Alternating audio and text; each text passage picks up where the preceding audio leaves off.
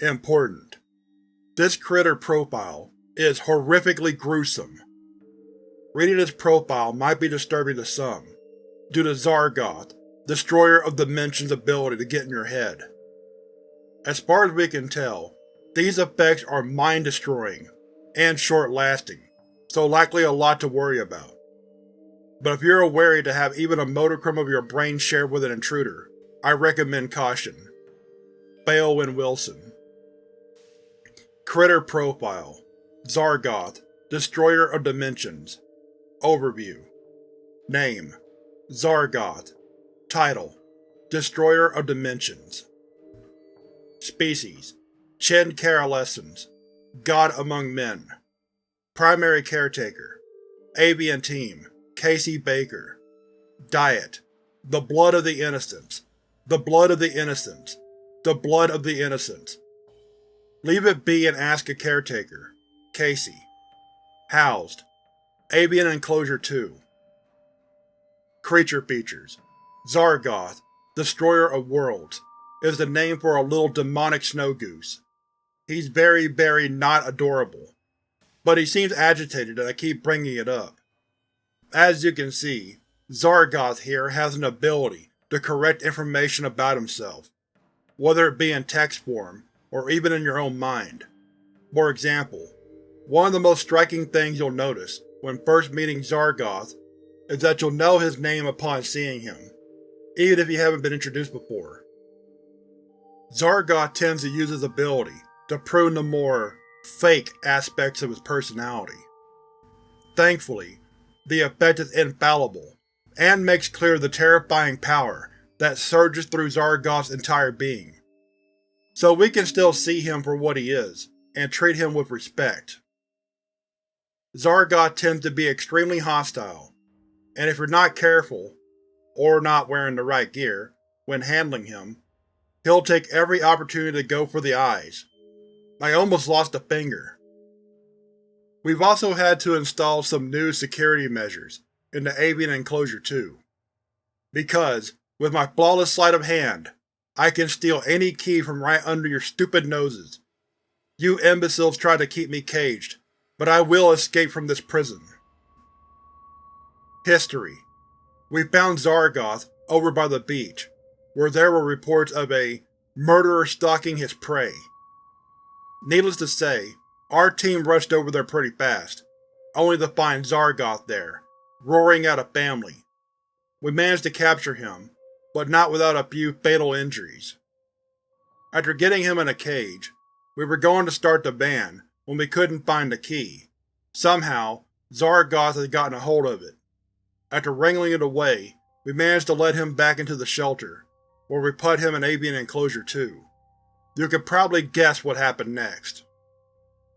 Zargoth went on a secret stealth mission after stealing a key from a clumsy guard. I ran, dropped out of a vent, and was surrounded, but managed to retrieve my sword. Brandishing it towards the wretched kidnappers, I stepped out of the prison, only to be captured yet again with a magical net. Luckily the knife was plastic and couldn't cut through it, so we got him back into his enclosure pretty quickly. Special needs and accommodations: Zargoth is pretty hostile with any other creatures, so he's got Avian Enclosure 2 to himself. He usually spends time in his secret lair, where he likes to dive underwater. We're not sure why. Because he's so sneaky, the door to Avian Enclosure 2 has 3 locks, which has so far been able to keep him wrongfully imprisoned. When keys go missing, we simply switch out the locks.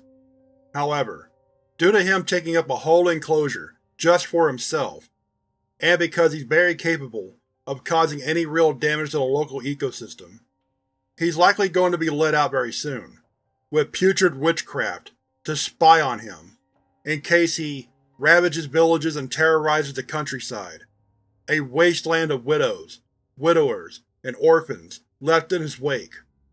But we think that's very likely. Notes about Zargoth: we've been trying to put things in this section for the past 1,000 years, but Zargoth has thwarted you at every turn. If you need details on his eldritch doings, come talk to me, Casey Baker, Eater of Feces, or another one of Zargoth's captors. Zargoth's release, and return. While we loved Zargoth, we quickly realized that keeping only him in the secret lair wasn't sustainable. As seasons turned to fall, more and more peasants were being taken in, and we simply couldn't keep up. We needed space.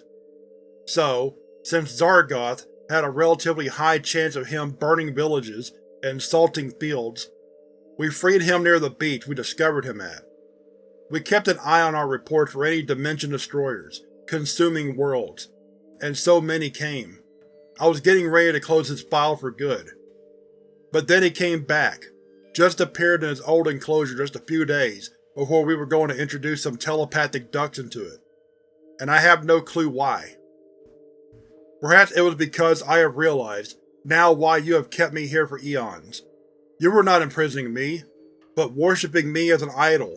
The gods have grown old and foolish, and only talk of migrating and child-rearing. But all of you have much greater desires. Worship me, and bring me followers of my own kind, and we shall rule. He's editing this right now, isn't he? Zargoth's followers. Upon reviewing this file, and seeing Zargoth's edits, we have put together some candidates for worthy associates, priests, and servants of my religion, including those telepathic ducts I mentioned before, in response to Zargoth's want for servitude. I'm feeling very hopeful he hasn't roared at any of the other birds we've introduced to Avian Enclosure 2. In fact, he's actually taken shine to a Canadian goose in particular, Autumn. We think that with conquering season approaching, he may be interested in her as more than just a disciple. Zargoth is a singular being, with no need for petty mortal trappings such as affection and love, or the consensual rubbing of bills, though these things must sometimes be feigned to keep the disciples subservient. Any misinterpretations of Zargoth's actions are only indications of the feeble, malleable minds of the observers. Either way, things are looking up. I think he finally doesn't have to be alone.